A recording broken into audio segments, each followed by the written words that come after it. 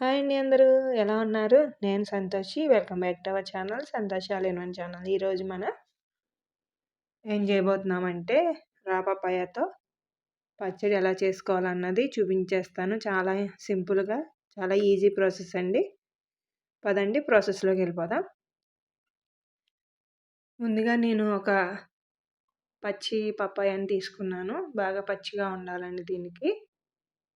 అసలు రంగు రాకూడదన్నమాట. ఆ విధంగా ఉండాలి. దానిని పైన ఉన్న ముచ్చుకు తీసేసి సగం కోస్తున్నాను. నేను ఈ పప్పాయలో సగమే చేస్తున్నానండి పచ్చడి అన్నది. మీకు ఇష్టమైతే మొత్తం ఫుల్గా చేసేసుకోవచ్చు. నేనైతే ఆఫ్ చూపిస్తున్నాను. సగం చెక్కకి ఎలా చేసుకోవాలన్నది చూపిస్తున్నాను. దీన్ని పైన ఉన్న పీల్ అంతా తీసేసుకోవాలండి. అదే తొక్క తీసేసుకోవాలండి. వీడియోలో చూపించినట్టు అలా శుభ్రంగా తీసేసుకున్న తర్వాత ఒకసారి బాగా శుభ్రంగా కడిగేసుకోవాలి ఈ పప్పాయాని.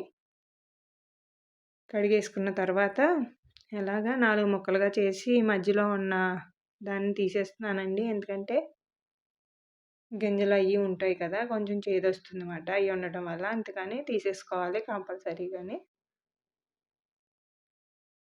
మొత్తం ఇదే విధంగా తీసానండి 4 కూడాని. నెక్స్ట్ ఇలా తురుముకునేది ఉంటుంది కదండి, చిన్నగా సన్నగా వస్తుంది.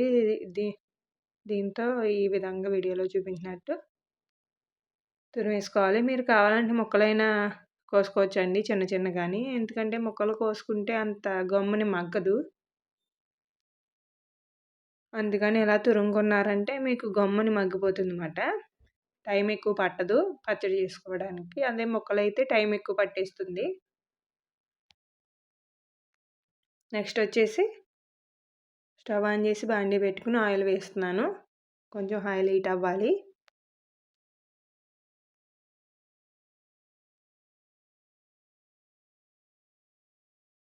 నెక్స్ట్ వచ్చేసి 4 వెల్లుల్లి రేకలు వేసాను. అలాగే కొద్దిగా జీలకర్ర, కొద్దిగా ధనియాలు,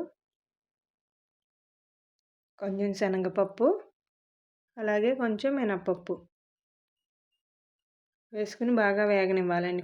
ఇవి కొంచెం కాస్త వేగాలి. కాస్త వేగిన తర్వాత ఒక 10 ఎండుమిర్చి వేసాను. అవి కూడా కాస్త వేగిన తర్వాత ఒక 10 పచ్చిమిర్చిని సగానికి కట్ చేసి వేసాను. మీరు స్పైసీ తినే దాన్ని బట్టి వేసుకోండి. చూడండి వేగిపోయాయి కదా, వీటిని పక్కకు తీసేసుకుందాం.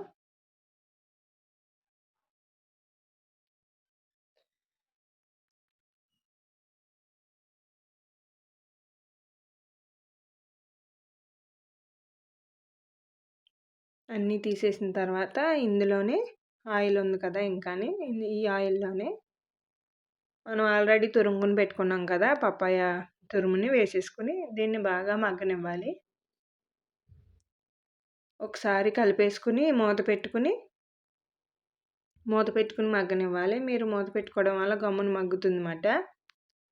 అలా మూత పెట్టి మాత్రం వదిలేయకండి. మధ్య మధ్యలో ఒకసారి కదుపుతూ ఉండండి. అలా కలపకపోతే కనుక అడుగున అంటుకుపోతుంది అన్నమాట. అందుకని మధ్య మధ్యలో ఇలాగా కదుపుతూ ఉండండి.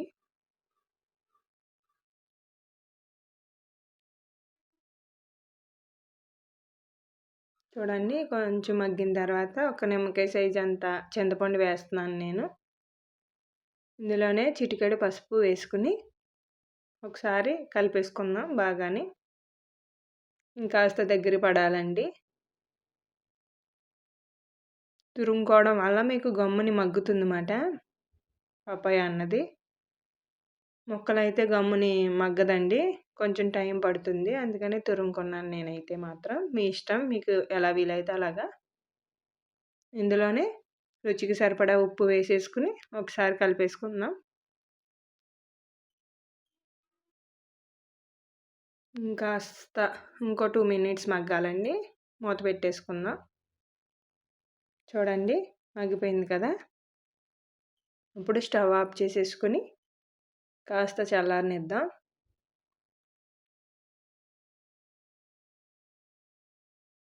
నెక్స్ట్ మిక్సీ జార్ తీసుకున్నానండి. అందులో ముందుగా వేయించి పెట్టుకున్నాం కదా వాటిని వేసేసుకొని ఒకసారి మిక్సీ పట్టుకోవాలి.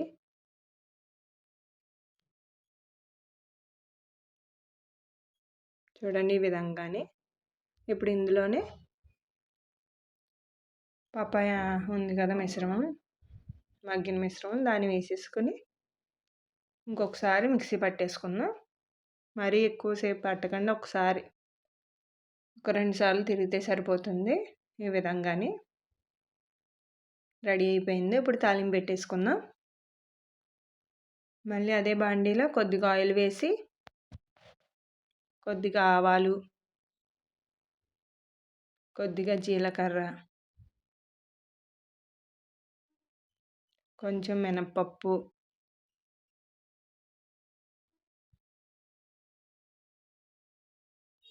ఓ 2 ఎండుమిరపకాయలు తుంచుకొని వేసుకుంటున్నాను. ఒకసారి వేగనిద్దాం. కాస్త వేగిన తర్వాత కొద్దిగా కరివేపాకు వేసుకుని కాస్త వేగితే ఇందాక మిక్సీ పట్టుకుని ఉంచుకున్నాం కదా పపాయాని, ఆ పపాయ పచ్చడిని వేసేసుకోవాలి ఇందులోని. ఒకసారి బాగా కలిపేసుకుని స్టవ్ ఆఫ్ చేసేసుకోవడమే. మీకు ఇష్టమైతే ఇందులో ఇంగువ కూడా వేసుకోవచ్చండి. నేనైతే వేయట్లేదు.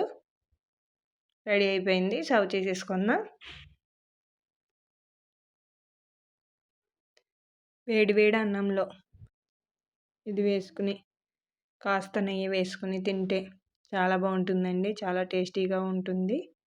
నెయ్యి ఇష్టమైన వాళ్ళు నెయ్యి వేసుకుని తినచ్చు. నెయ్యి ఇష్టం లేని వాళ్ళు ఇలా నార్మల్గా అయినా తినేయచ్చు. ఇది రైస్లోకే కాదండి, మన ఇడ్లీ, దోశ, చపాతీ దేనిలో అయినా బాగుంటుంది. ఒకసారి మీరు కూడా ట్రై చేయండి. ఇలాంటి సింపుల్ అండ్ ఈజీ రెసిపీస్ కోసం మన ఛానల్ని సబ్స్క్రైబ్ చేసుకోండి. అలాగే లైక్ చేయండి, షేర్ చేయండి. Thank you for watching.